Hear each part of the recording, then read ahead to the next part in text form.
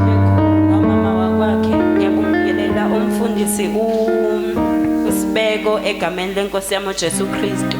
Ngiyabingelela obaba bonke egameni lenkosi yami uJesu Kristu. Ngithi nje kubona Happy Father's Day. Ngiyabingelela oma uSunday School osingaye bosuku. Ngiyabingelela egameni lenkosi yami uJesu Kristu. Igama lami nguLondiwe ngwakamkhize Isibongo. Batheke namhlanje bazalwane angizoma la ngaphambili. Ayi kunzima ukuma la. Kodwa ngiyathemba inkosi izongisiza. Siyezwini lenkosi bazalwane ngicela ukudlula la ngisindisiwe ngiyakholwa ngelinye ilanga uNkulunkulu wangenzela umusa. Ngiyamthanda kakhulu uNkulunkulu empilweni yami. Usuku nosuku nje uyangihlenga endleleni yami bazalwane ngiyabonga. Siyezwini lenkosi ngicela sivule lapha ya kumshumayeli.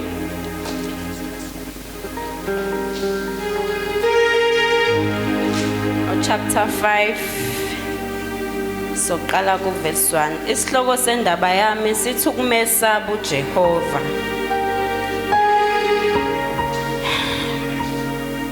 Verse 1 uthi gcina unyawo lwakho lapho uye endlini kaNkulunkulu ngokuba ukusondela ukuyokuzwa kungcono kunokunikela ngomhlatshelo weziwula ngokuba zazi ukuthi ziyenza okubi. Ungabi namawala ngomlomo wakho. Lapha athi ungabi namawala ngomlomo wakho. Ngiye ngathi mangiyibuka indaba yami ngathi umuntu owumzalwane engathi mayekhuluma angayibheka indaba ayikhipha ngomlomo wakhe. Njengoba uNkulunkulu ethi ungabi namawala ngomlomo wakho, umzalwane uthi mayekhuluma indaba yakhe mayeyikhuluma uyayiqondisisa. Ngoba sabazalwane uNkulunkulu wasilungiselela ukuthi masabazalwane nabantu abezemva kwethu kumele babone ukuthi ngoba thina sabazalwane ukhuluma kanjani komunye umuntu ongakholwa. Ngoba thina sabazalwane njengokuba sabazalwane awuthi mawukhuluma nomuntu abone ukuthi ayingeke uLondi akawuyena umuntu wasemhlabeni umuntu wasezulwini. Ngoba sabantu basezulwini asakhile la asibona balana bazalwane sabasezulwini. Verse 3 uthi ngokuba iphupho livela ngemisebenzi eminingi nephimbo elesula ngobuningi bamazwi. Lapho wenza isithembiso phambi kukaNkulunkulu ungalibali ukusifeza. Nkosi yami ungalibali ukusifeza. Mina ke ngenza isithembiso phambi kwaNkulunkulu ngathi ngizomkhonza kuze kube sekupheleni kweinsuku zami. Isona sithembiso lesi engeke ngize ngilibalo ukusifeza. Thiwa abazalwane asingalibalo ukusifeza isithembiso sikaNkulunkulu. Uthi verse 4 lapho wenza isithembiso phambi kukaNkulunkulu ungalibali ukusifeza ngokuba akathokozi ngeziwula. Thiwa akathokozi. Uyacabanga mase ungasasifezanga isithembiso awusamthokozisa uNkulunkulu.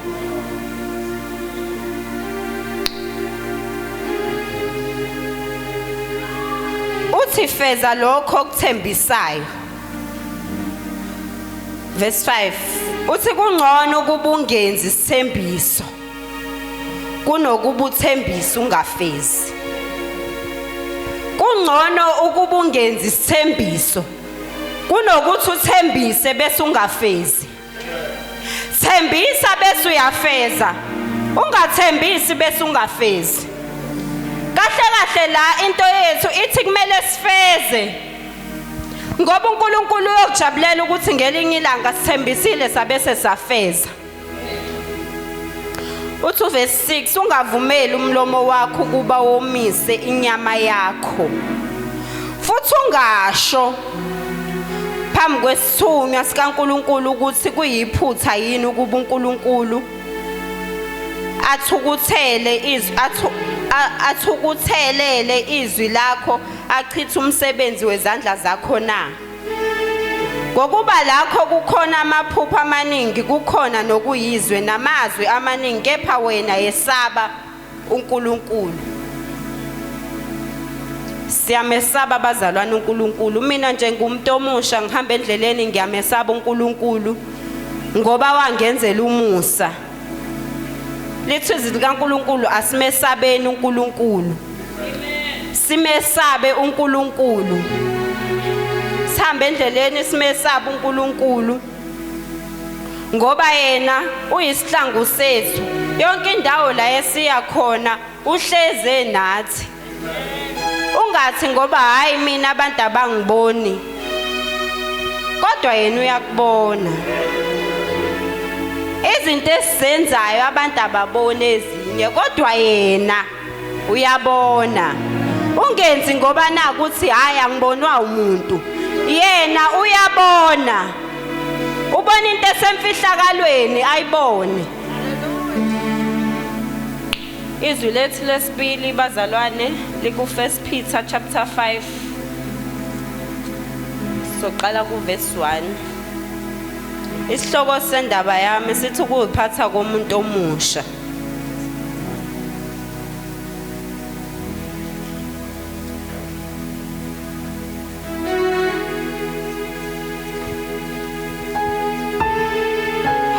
Verse 1. Uthi ngakho ngiyawancenga amalunga aphakathi kwenu, mina engiyilunga kanye nawe nofakazi wezinhlupheko zikaKristu, nomhlanganyeli wenkazimulo ezakwambulwa, ngithi yalusana umhlambi kaNkulunkulu ophakathi kwenu, kungabi ngokucindezelwa kodwa ngokwentando kaNkulunkulu, kungabi ngenxa yenzuzo eyihlazo kodwa ngenhliziyo evumayo. La bazalwane uthi uNkulunkulu akube ngenhliziyo yethu evumayo, ngoba akekho umuntu owake wathunywa kwathiwa hamba okhonza kungesuka ngenhlizweni yakhe. Ukukholwa kwethu kusuka enhlizweni zethu, ngoba awukholelwa omunye umuntu, ukholwa ngoba naka into yayithanda ingaphakathi kuwena. Lo nkulunkulu esimkhonzayo ke ufuna simkhonze simthande nangenhliziyo zethu, ngoba ngeke uthi uyakhonza kodwa awuyithandi lento oyenzayo. Mina ngiyamthanda uNkulunkulu bazalwane, ngiyamthanda ngenhliziyo yami yonke. Uverse 3 uthi kungabi njengabazenza amakhosi phezu kwamabandla enabelwe wona, kodwa nibe izibonelo zomhlambi.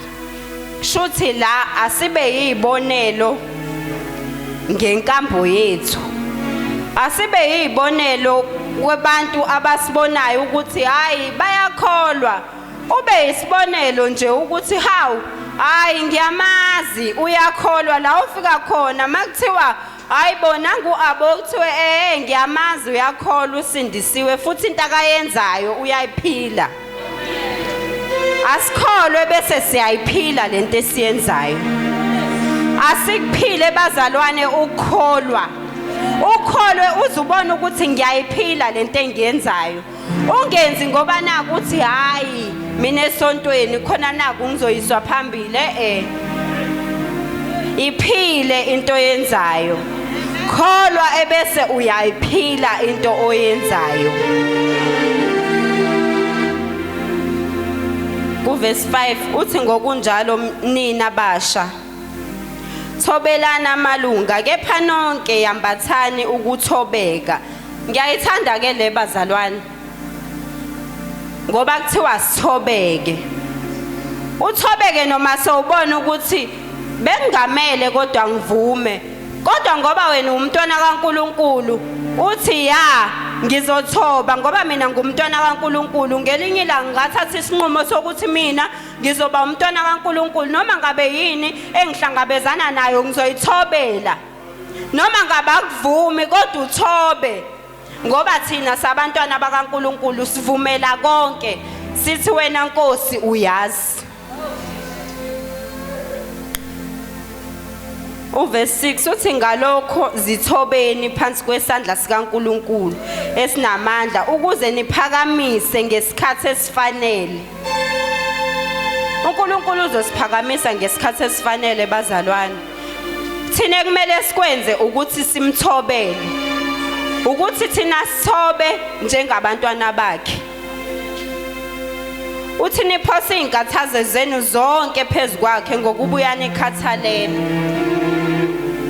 Inkathazo zethu siphosele kuye.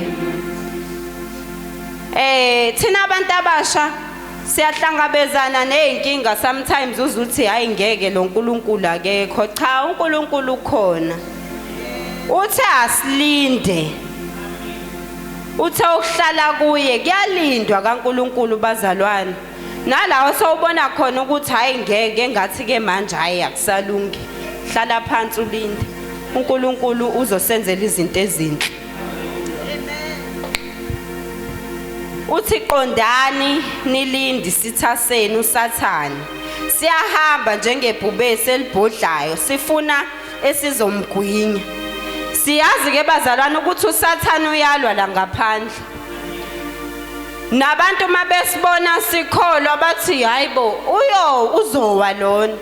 Ungavumeli uSathane aze angene kuwena umvumela ukuthi hayi ngiyowa ngelinye ilanga. Cha, abantu noma bangakhuluma mina ngiwi. Kade babekhuluma bethi hayibo njengoba umncane kanjena usonta uyoze ufe nini. Ngithi hayibo ave imnandi into lapha yasambeni niyoyizwela. Bathi uphumula nini. Ngithi mina kuyaphunyulwa yini kaJesu. Ngoba phela la kaJesu indlela ekumnandi ngayo usuku ufudumela usekhaya lakho. Awukwazi ukuphumula bazalwane ngoba ngelinye ilanga khona imiqhele siyobe siqheliso. Sisebenzela izulu njengoba sisebenza nje. Ukuthi ngelinye ilanga siyekhaya. Ngelinye ilanga siyoqhelisa imqhele. Siyobe sesihleli neNkosi. Sithi sesikufezile esikwenzile emhlabeni. Thiwa siyohlala kahle lapha esiyakhona. Thiwa kusekho ukukhala nokuhlushwa. Kepha khona injabulo kuphela.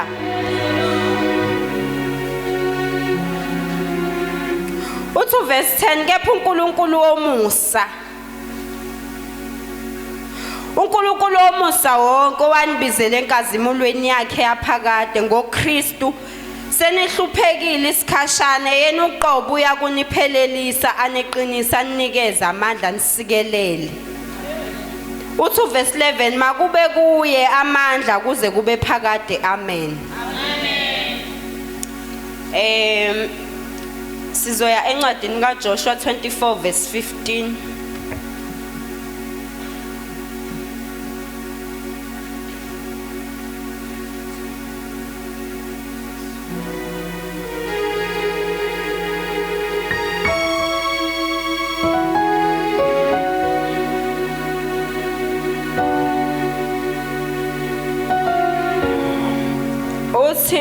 Uma kukube emehlweni enu kumkhonza uJehova, khethani namuhla ukuthi ngubani eniya kumkhonza, noma wonkulunkulu ababekhonzwa oyihlo bese ngaphesheya komfula, noma onkulunkulu bama-Amori enihlala ezweni lawo. Kepha mina nendlu yami siya kumkhonza uJehova. Sengivala bazalwane ngithi mina nendlu yami siya kumkhonza uJehova. Bazalwana simkhonzeni uNkulunkulu ngoba usenzela izinto ezinhle. Ave kumnandi ukukholwa. Ave kumnandi ukuhlala ezwini leNkosi. Ave kumnandi ukuhamba endleleni umuntu omusha uthi mina ngiyakholwa. ngisindisiwe ngenzela umusa. Umuntu omusha nje ohambayo uzoyiqhenye. Mina ngihamba ngize ngiyiqhenye ngithi ngiyakholwa mina ngisindisiwe. uNkulunkulu wangenzela umusa. Ngoba ngiyalithanda kakhulu leli labazalwane lokuthi ngenzelwa umusa. Umusa ukukholwa njengobani owayengenzelwa lo musa owenzelwa thina. Ubani owayengawujabuleli lo musa esiwenzelwe bazalwane. Senzele umusa. Senzele umusa. Ngiyabonga baba.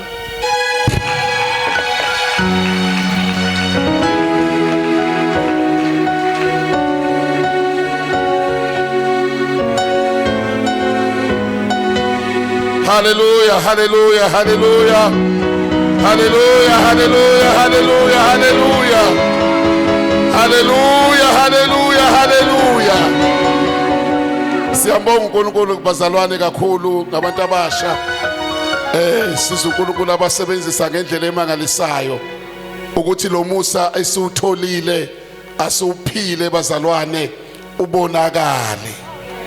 Sithi sesikhulumile sathi uJesu siyamthanda abese yabonakala la isihamba khona ngoba linamandla ivangeli elikhulunywayo bese liyaphilwa ngoba liyakwazi ukumdonsa omunye umuntu limdonsele kuNkulunkulu. Lithi izwi lenkosi kanjalo makukhanye ukukhanya kwenu phambi kwabantu ukuze babone imisebenzi emihle eniyenzayo bese bayamdumisa, badlule ekuzweni bangene ekuboneni. Singaphazanyiswa abazalwane nayo ingxaki nenkathazo ezivukayo zikhona abazalwane. Isitha sisuke sifuna ukushintsha ifocus yethu ukuthi singafocus kuJesu, sifocus ebunzimeni. Kodwa kumnandi ukuzwa umnini mandla onke ophezulu kwezinto zonke ongahlulwa yilutho odala izulu nomhlaba athi phonsani phezu kwakhe inkathazo zenu zonke ngokubuya sikhathalela. Alibonge igama lika Jesu. Ithina kumele siphonse simtshele konke bazalwane okwethu ukuthi simdumise, sihlale kuye, simkhonze. Nokuliphila ivangeli awuliphili ngamandla akho. Ucela umoya ingcwele akusize la wehluleka khona, umtshele ukuthi baba ngehluleka la, ngehluleka la, ngipha amandla okuliphila. Sikulwela ukuliphila ivangeli ngoba kunesibusiso ukuliphila ivangeli. Ungakhathali ukuphonsa, ungathi usuphonsile bese uyahosha ngoba khona ukuphonsa. Uthi usuyiphonsile into kuNkulunkulu uphinde ungalali ubusuku nemini ucabanga ngayo, usuku usuyihoshile. Uma uphonsile ubusulinda yena ukuthi angenelele enze umsebenzi. La mnandi izwi lenkosi. Asime ngenyawo bazalwane, sikhuleke simbonga uNkulunkulu. Baba siyabonga egameni lika Jesu Kristu waseNazaretha, sibonga izwi lakho baba osakha ngalo egameni lika Jesu Kristu waseNazaretha. Sibonga wena moya ingcwele umsebenzi osowenzile baba ngomntwana wakho. Ukhuluma ngezwi lakho, sisize baba njengebandla lakho baba, sihambe ukwesaba, sihambe ngokwentando yakho uNkulunkulu wethu ongcwele. Siliphila ivangeli, sipha amandla njengebandla lasehluleka khona ukuba senze kahle. Inkathazo eningi esibhekana nazo ngenelela abantwana bakho wonke ama-challenges ababhekana nawo aqotshwe baba ngegama lika Jesu ukuze si-enjoye ukukukhonza. Usiphe ukubekezela ey'ntweni zonke ngegama lika Jesu Kristu waseNazaretha. Busisa umntwana wakho okhulume ngayo, umqobe njalo uNkulunkulu wethu ongcwele, umkhulise ekukwazini nasemandleni akhe amakhulu. In Jesus' mighty name, amen. Hallelujah. Kafishane nje ngokukhulu